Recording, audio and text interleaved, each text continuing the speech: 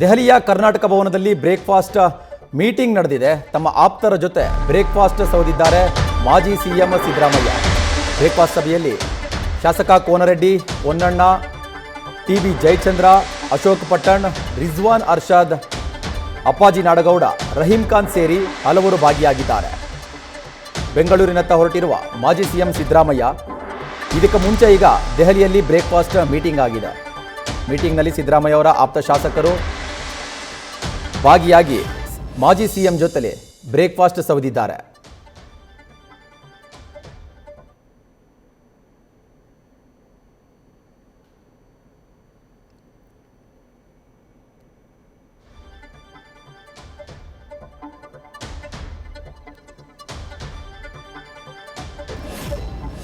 ಈ ಬಗ್ಗೆ ಹೆಚ್ಚಿನ ಮಾಹಿತಿಯನ್ನು ಕೊಡ್ತಾರೆ ನಮ್ಮ ಪ್ರತಿನಿಧಿ ಹರೀಶ್, ನೇರ ಸಂಪರ್ಕದಲ್ಲಿದ್ದಾರೆ. ಹರೀಶ್, ಈಗ ದೆಹಲಿಯಲ್ಲಿ ಸಂಪುಟ ವಿಸ್ತರಣೆಯ ಒಂದು ಹೈ ವೋಲ್ಟೇಜ್ ಮೀಟಿಂಗ್ ನಡೀತಾ ಇದೆ, ಡೆವಲಪ್ಮೆಂಟ್ಸ್ ನಡೀತಾ ಇದೆ. ಈಗ ಏನು ಅಂತಿಮವಾದ ಒಂದು ನಿರ್ಧಾರಕ್ಕೆ ಹೈಕಮಾಂಡ್ ಬಂದಿದ್ದಾರೆ? ಜೊತೆಗೆ ಈ ಬ್ರೇಕ್ಫಾಸ್ಟ್ ಮೀಟಿಂಗ್ನ ಉದ್ದೇಶ ಏನು ಹರೀಶ್?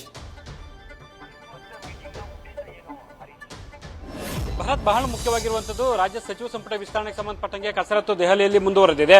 ನಿನ್ನೆಯಷ್ಟೇ ಕೂಡ ಸಿದ್ದರಾಮಯ್ಯ, ಡಿಕೆ ಶಿವಕುಮಾರ್ ಮತ್ತೆ ಬಿಕೆ ಹರಿಪ್ರಸಾದ್ ಅವರು ಹೈಕಮಾಂಡ್ ನಾಯಕರ ಜೊತೆ ಸರಣಿ ಸಭೆಗಳನ್ನ ಕೂಡ ನಡೆಸಿದ್ದಾರೆ. ಒಂದು ಹಂತದಲ್ಲಿ ರಾಹುಲ್ ಗಾಂಧಿ ಮತ್ತೆ ವೇಣುಗೋಪಾಲ್ ಸುರ್ಜೇವಾಲಾ ಜೊತೆ 1-to-1 ಸಭೆಗಳನ್ನ ಕೂಡ ಸಿದ್ದರಾಮಯ್ಯ, ಡಿಕೆ ಶಿವಕುಮಾರ್ ಅವರು ನಡೆಸಿದ್ದಾರೆ. ತಮ್ಮದೇ ಪಟ್ಟಿಗಳೊಂದಿಗೆ ದೆಹಲಿಗೆ ತೆರಳಿದಂತಹ ಸಿದ್ದರಾಮಯ್ಯ, ಡಿಕೆ ಶಿವಕುಮಾರ್, ಹರಿಪ್ರಸಾದ್ ಅವರು ಹೈಕಮಾಂಡ್ ನಾಯಕರಿಗೆ ತಮ್ಮ ಪಟ್ಟಿಗಳನ್ನ ಕೊಟ್ಟಿದ್ದಾರೆ. ಸೊ ಅದೇ ಹೈಕಮಾಂಡ್ ನಾಯಕರು ಆ ಪಟ್ಟಿಗೆ ಸಂಬಂಧಪಟ್ಟಂಗೆ ಒಂದು ಪರಾಮರ್ಶೆ ಕೂಡ ನಡೆಸಿದ್ದಾರೆ ಅಂತ ಹೇಳಲಾಗ್ತಿದೆ. ಆದರೆ ನಿನ್ನೆ ದಿಢೀರಿನ ಬೆಳವಣಿಗೆಯಲ್ಲಿ ಕೂಡ ಎಐಸಿಸಿ ಅಧ್ಯಕ್ಷ ಮಲ್ಲಿಕಾರ್ಜುನ ಖರ್ಗೆ ಅವರು ಬೆಂಗಳೂರು ಕಡೆ ವಾಪಸ್ ಆಗಿದ್ದಾರೆ. ಸೊ ತಮ್ಮ ಪುತ್ರನ ಅನಾರೋಗ್ಯದ ಕಾರಣಕ್ಕಾಗಿ ಬೆಂಗಳೂರಿನಲ್ಲೇ ಕೂಡ ಅವರು ಉಳಿದುಕೊಂಡಿದ್ದಾರೆ.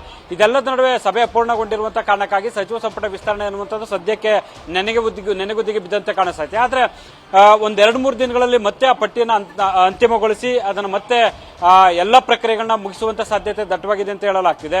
ಈಗಾಗಲೇ ಕೂಡ ಈ ಹಿಂದೆ ಕೂಡ ಒಂದಷ್ಟು ಪಟ್ಟಿಗಳನ್ನ ತರಿಸಿಕೊಂಡಿದ್ದಂತಹ ಹೈಕಮಾಂಡ್ ನಾಯಕರು ಸೊ ಆ ಒಂದು ಯಾರ್ಯಾರಿಗೆ ಅವಕಾಶ ಕೊಡಬೇಕು ಅನ್ನುವಂತ ನಿಟ್ಟಿನಲ್ಲಿ ಕೂಡ ಚರ್ಚೆ ನಡೆಸಿದ್ರು ಅಂತ ಹೇಳಲಾಗ್ತಿದೆ. ನಿನ್ನೆ ಔಪಚಾರಿಕವಾಗಿ ಕೆಲವೊಂದು ವಿಚಾರಗಳಿಗೆ ಸಂಬಂಧಪಟ್ಟಂಗೆ ರಾಹುಲ್ ಗಾಂಧಿ ಅವರು ಸಿದ್ದರಾಮಯ್ಯ ಮತ್ತೆ ಡಿಕೆ ಶಿವಕುಮಾರ್ ಅವರ ಜೊತೆ ಮಹತ್ವದ ಮಾತುಕತೆ ನಡೆಸಿದ್ದಾರೆ ಅಂತ ಹೇಳಲಾಗ್ತಿದೆ. ಆದ್ರೆ ಅಂತಿಮವಾಗಿ ಪಟ್ಟಿಗೆ ಇನ್ನೂ ಅಕೈರುಗೊಳಿಸಿಲ್ಲ ಅನ್ನುವಂತ ಮಾತುಗಳು ಕೂಡ ಸದ್ಯಕ್ಕೆ ಕೇಳಿ ಬರ್ತಾ ಇದೆ. ಮಲ್ಲಿಕಾರ್ಜುನ ಖರ್ಗೆ ಅವರು ದೆಹಲಿಗೆ ತೆರಳಿದ ನಂತರ ಅವ್ರ ಜೊತೆ ಮತ್ತೊಂದು ಸುತ್ತಿನ ಮಾತುಕತೆ ನಡೆಸಿ ಅಂತಿಮವಾಗಿ ಪಟ್ಟಿಯನ್ನ ಬಿಡುಗಡೆಗೊಳಿಸ್ತಾರ ಅಥವಾ ಮತ್ತೊಮ್ಮೆ ರಾಜ್ಯ ನಾಯಕರನ್ನ ದೆಹಲಿಗೆ ಬುಲಾವ್ ನೀಡಿ ಅಲ್ಲಿ ಚರ್ಚೆ ನಡೆಸಿ ಪಟ್ಟಿಯನ್ನ ಬಿಡುಗಡೆ ಮಾಡ್ತಾರೋ ಅನ್ನುವಂತ ಸಾಕಷ್ಟು ಪ್ರಶ್ನೆಗಳು ಎದುರಾಗಿದೆ. ಆದರೆ ಸದ್ಯದ ಪರಿಸ್ಥಿತಿಯಲ್ಲಿ ಆದಷ್ಟು ಬೇಗ ಪಟ್ಟಿಯನ್ನ ಅಂತಿಮಗೊಳಿಸಬೇಕು ಅನ್ನುವಂತ ನಿಟ್ಟಿನಲ್ಲಿ ಹೈಕಮಾಂಡ್ ನಾಯಕರು ಮನಸ್ಸು ಮಾಡಿದಂತೆ ಕಾಣಿಸ್ತಾ ಇದೆ. ಆಗಸ್ಟ್ 6ರಿಂದ ವಿಧಾನಮಂಡಲದ ಅಧಿವೇಶನ ಕೂಡ ಶುರುವಾಗುತ್ತೆ. ಅಷ್ಟರೊಳಗಡೆ ಹೊಸ ಸಚಿವರು ಇಲಾಖೆ ಬಗ್ಗೆ ಸಂಪೂರ್ಣವಾಗಿ ಅರಿಯುವಂತ ಒಂದು ಪ್ರಯತ್ನ ಆಗಬೇಕಾಗುತ್ತೆ. ಅದಾಗದೇ ಇದ್ದಂತ ಸಂದರ್ಭದಲ್ಲಿ ಅಧಿವೇಶನ ಸಂದರ್ಭದಲ್ಲಿ ಆಭಾಸಗಳು ಎದುರಾಗುತ್ತೆ ಸರ್ಕಾರಕ್ಕೆ ಅನ್ನುವಂತ ಸಹಜವಾದಂತಹ ಒಂದು ಚರ್ಚೆ ಕೂಡ ಹೈಕಮಾಂಡ್ ಮಟ್ಟದಲ್ಲಿ ಆಗಿದೆ. ಈ ಹಿನ್ನೆಲೆಯಲ್ಲಿ ನೋಡೋದಾದ್ರೆ ಆದಷ್ಟು ಬೇಗ ಸಚಿವ ಸಂಪುಟ ವಿಸ್ತರಣೆ ಆಗುತ್ತೆ ಅನ್ನುವಂತ ಮಾಹಿತಿ ಲಭ್ಯ ಆಗ್ತಿದೆ. ಆದ್ರೆ ಅದರ ಮಾನದಂಡ ಏನು ಅನ್ನುವಂಥದ್ದು ಸಾಕಷ್ಟು ಯಕ್ಷ ಪ್ರಶ್ನೆ ಆಗಿದೆ. ಇದುವರೆಗೂ ಕೂಡ ಯಾರಿಗೂ ಕೂಡ ಆಕಾಂಕ್ಷಿಗಳಿಗೆ ಇದು ಯಾವ ಮಾನದಂಡವನ್ನು ಅನುಸರಿಸಿ ತಮಗೆ ಅವಕಾಶವನ್ನು ಕೊಡ್ತಾರೆ ಅನ್ನುವಂತ ನಿರೀಕ್ಷೆಗಳು ಸಹಜವಾಗಿ ಎದುರಾಗಿದೆ. ಒಂದು ಪ್ರಾದೇಶಿಕ ಜಾತಿವಾರು ಅನ್ನುವಂಥದ್ದು ಬಹಳ ಪ್ರಮುಖವಾಗಿ ಇದ್ರೂ ಕೂಡ ಒಂದು 2028ರ ಚುನಾವಣೆಯನ್ನು ಗಮನದಲ್ಲಿಟ್ಟುಕೊಂಡು ಪಟ್ಟಿಯನ್ನು ಅಂತಿಮಗೊಳಿಸ್ತಾರೆ ಅನ್ನುವಂಥ ಮಾಹಿತಿ ಲಭ್ಯ ಆಗ್ತಿದೆ. ಅದೆಲ್ಲದಕ್ಕಿಂತಲೂ ಇದುವರೆಗೂ ಕೂಡ 17 ಜನಕ್ಕೆ ಕೊಟ್ಟು ಉಳಿದ 3 ನಾವು ಉಳಿಸ್ಕೊಂಡಿರೋಣ, ಮತ್ತೆ ಅಸಮಾಧಾನ ಎದುರಾದಲ್ಲಿ ಅವರಿಗೆ ಅಲ್ಲಿ ಫುಲ್ಫಿಲ್ ಮಾಡೋಣ ಅನ್ನುವಂಥ ರೀತಿಯಲ್ಲಿ ಕೂಡ ಚರ್ಚೆ ನಡೆದಿತ್ತು ಅಂತ ಹೇಳಲಾಗ್ತಿದೆ. ನಿನ್ನೆಯ ಮಾಹಿತಿ ಪ್ರಕಾರ ಎಲ್ಲವನ್ನ ಒಂದೇ ಹಂತದಲ್ಲಿ ಮುಗಿಸೋಣ ಅನ್ನುವಂಥ ಚರ್ಚೆ ಆಗಿದೆ ಅಂತ ಹೇಳಲಾಗ್ತಿದೆ. ಖಾಲಿ ಉಳಿಸಿಕೊಂಡಿದ್ದೇ ಆದಲ್ಲಿ ಮತ್ತೆ ಅಸಮಾಧಾನಗಳು ಬುಗಿಲೇಳುತ್ತೆ ಅನ್ನುವಂಥ ಸಹಜವಾದಂಥ ಆತಂಕ ಕೂಡ ಕಾಂಗ್ರೆಸ್ ನಾಯಕರಲ್ಲಿ ವ್ಯಕ್ತ ಆಗಿದೆ ಅನ್ನುವಂಥ ಮಾತುಗಳು ಕೂಡ ಕೇಳಿಬರ್ತಿದೆ. ಹಾಗೆ ಒಂದೇ ಹಂತದಲ್ಲಿ 20 ಜನರನ್ನು ಕೂಡ 2ನೇ ಹಂತದಲ್ಲಿ ಪ್ರಮಾಣ ವಚನ ಸ್ವೀಕಾರ ಕಾರ್ಯಕ್ರಮ ನಡೆಸೋಣ ಅನ್ನುವಂಥ ನಿಟ್ಟಿನಲ್ಲಿ ಚರ್ಚೆ ಆಗಿದೆ ಅಂತ ಹೇಳಲಾಗ್ತಿದೆ. ಆದರೆ ಮಲ್ಲಿಕಾರ್ಜುನ ಖರ್ಗೆ ಅವರು ದೆಹಲಿಗೆ ವಾಪಸ್ ಆದ ಬಳಿಕ ಅಲ್ಲಿ ಚರ್ಚೆ ನಡೆಸಿದ ನಂತರ ಅಂತಿಮ ತೀರ್ಮಾನ ಕೈಗೊಳ್ಳುವಂತ ಸಾಧ್ಯತೆ ದಟ್ಟವಾಗಿದೆ. ಸೊ ಒಂದು ಹೈಕಮಾಂಡ್ ನಾಯಕರ ಪಟ್ಟಿ ಒಂದಾಗಿದ್ದಾರೆ, ಸಿದ್ದರಾಮಯ್ಯ ಅವರು ಒಂದು ಪಟ್ಟಿ ಆಗಿದೆ, ಮತ್ತೆ ಸಿಎಂ ಡಿಕೆ ಶಿವಕುಮಾರ್ ಅವರ ಒಂದು ಪಟ್ಟಿ ಆಗಿದೆ.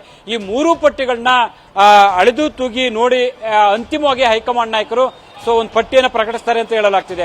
ಆದರೆ ಒಂದು ನಾಯಕತ್ವ ಬದಲಾವಣೆ ವಿಚಾರಕ್ಕೆ ಸಂಬಂಧಪಟ್ಟಂಗೆ ಹೈಕಮಾಂಡ್ ನಾಯಕರು ಸ್ಪಷ್ಟ ಸಂದೇಶವನ್ನು ಕೊಟ್ಟಿದ್ದಾರೆ. ಹೈಕಮಾಂಡ್ ಗಟ್ಟಿಯಾಗಿದೆ, ಯಾವುದೇ ರೀತಿಯಲ್ಲಿ ಕೂಡ ವೀಕ್ ಆಗಿಲ್ಲ, ನಾಯಕತ್ವ ಬದಲಾವಣೆಯನ್ನು ಸುಸೂತ್ರವಾಗಿ ಬದಲಾಯಿಸಿದ್ವಿ ಅಂದ್ರೆ ಹೈಂದ ನಾಯಕನನ್ನ ನಾವು ನಾಯಕತ್ವ ಬದಲಾವಣೆ ಮಾಡಿದ್ವಿ ಅನ್ನುವ ಸಂದೇಶವನ್ನ ಈಗಾಗಲೇ ರವಾನೆ ಮಾಡಿದ್ದಾರೆ. ಅದೇ ರೀತಿಯಲ್ಲಿ ಕೂಡ ಸಂಪುಟ ವಿಸ್ತರಣೆ ಅನ್ನುವಂಥ ವಿಚಾರ, ಪಟ್ಟಿಯನ್ನು ಅಂತಿಮಗೊಳಿಸುವಂಥದ್ದು, ಅಕೈರುಗೊಳಿಸುವಂತಹ ವಿಚಾರದಲ್ಲೂ ಕೂಡ ಹೈಕಮಾಂಡ್ ಸ್ಪಷ್ಟ ನಿಲುವನ್ನ, ಸ್ಪಷ್ಟ ನಿರ್ಧಾರವನ್ನು ಕೈಗೊಳ್ಳುತ್ತೆ. ಅದರ ಹೊರತಾಗಿ ಬೇರೆ ಯಾರಿಗೂ ಕೂಡ ಅಷ್ಟು ಅವಕಾಶವನ್ನು ಕೊಡೋದಿಲ್ಲ ಮುಣಿಯೋದಿಲ್ಲ ಅನ್ನುವಂಥ ಸಂದೇಶವನ್ನ ಕೊಡುವಂತ ಒಂದು ಪ್ರಯತ್ನ ಮಾಡಿದೆ ಅಂತ ಹೇಳಲಾಗ್ತಿದೆ. ಆದ್ರೆ ಸಿದ್ದರಾಮಯ್ಯವರು ಅವರು ಸಹಜವಾಗಿ ಕೂಡ ನಾಯಕತ್ವವನ್ನು ಬಿಟ್ಕೊಂಡ್ಕೊಟ್ಟಿದ್ದಾರೆ. ಹಾಗಾಗಿ ಸಿದ್ದರಾಮಯ್ಯವ್ರ ಮಾತಿಗೆ ಒಂದಷ್ಟು ಮಾತುಗಳು ನಡೆಯುವಂತ ಒಂದು ಸಾಧ್ಯತೆ ದಟ್ಟವಾಗಿದೆ ಅಂತ ಕೇಳಬರ್ತಿದೆ. ನಿನ್ನೆ ರಾಹುಲ್ ಗಾಂಧಿ ಅವರ ಭೇಟಿ ಆಗಿರ್ಬೋದು, ವೇಣುಗೋಪಾಲ್ ಅವರ ಜೊತೆಗಿನ ಭೇಟಿ ಆಗಿರ್ಬೋದು, ಸಿದ್ದರಾಮಯ್ಯವರು ಲವಲವಿಕೆಯಿಂದ ಕಂಡು ಬಂದಿದೆ. ಸೊ ಹಾಗಾಗಿ ಯಾರಿಗೆಲ್ಲ ಅವಕಾಶಗಳು ಕೊಡುತ್ತೆ, ಯಾರ ಬಣ ಮೇಲುಗೈ ಸಾಧಿಸುತ್ತೆ, ಸಿದ್ದರಾಮಯ್ಯ ಅಥವಾ ಡಿ ಕೆ ಶಿವಕುಮಾರ್ ಅಥವಾ ಬೇರೆ ಯಾರಿಗೆ ಅವಕಾಶವನ್ನು ಮಣೆ ಹಾಕ್ತಾರೆ ಅನ್ನುವಂಥದ್ದು ಕುತೂಹಲಕ್ಕೆ ಅಡಿ ಮಾಡಿಕೊಟ್ಟಿದೆ.